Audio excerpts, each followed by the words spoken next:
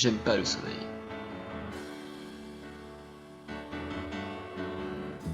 J'aime pas ce moment où, à 4 heures du matin, je me dis qu'il serait plus raisonnable d'aller me coucher. J'aime pas ce moment où la peur des cernes du lendemain prend le dessus sur le bonheur d'être réveillé la nuit.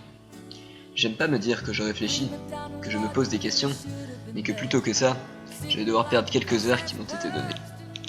J'aime pas me dire que l'avenir appartient à ceux qui se lèvent tôt, car tout mon passé n'est qu'un long sommeil parsemé d'insomnie. Toutes ces fois où je suis resté éveillé jusqu'à ce que mort s'ensuive, car souvent la journée n'est guère productive. Quelquefois même jusqu'à ce que le matin arrive. Peut-on alors parler d'une heure tardive? La société nous dit que c'est le temps, que c'est de l'argent. Mais qu'est-ce que je ne donnerais pas pour que ma montre s'arrête?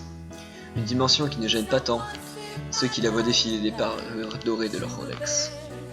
Les jours se suivent mais ne se ressemblent pas. Du moins cela en est-il ainsi ici-bas. Et si jamais il y a un au-delà, alors nous nous en rapprochons tous les soirs.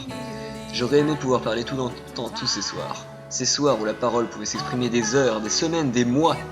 C'est elle qui délie les langues dans n'importe quelle langue, qui rapproche les amis séparés. Car vivre loin non plus n'est pas une excuse pour s'oublier. Exilé du pays, à seulement quelques fuseaux horaires, dur de parler au mien, va falloir s'y faire.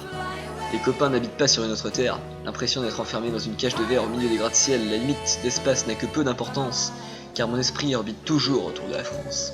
C'est peut-être le mal du pays, mais quoi qu'on en pense, on peut se plaire partout, avec un peu de persévérance. Je change autant de sujets que de rimes, mais c'est comme ça les rêves. Peu importe si la structure est un 8 ou un 7, peu importe si je m'égare, si je livre mon ressenti. Car si la poésie se limitait aux vers bien écrits et aux structures symétriques, elle se limiterait à trop de choses au final. Vous voyez où je veux en venir? Il y a toujours des cloisons à n'en plus finir. C'est comme ça que cela fonctionne, car beaucoup aiment l'organisation. Peut-être ont-ils peur d'être perdus, d'en perdre la raison. Mais arrêtez de vous limiter, ça ne mène à rien, vous savez. C'est souvent bien de vouloir faire les choses correctement. Mais ça n'empêche pas, vous pouvez toujours le faire en rêvant.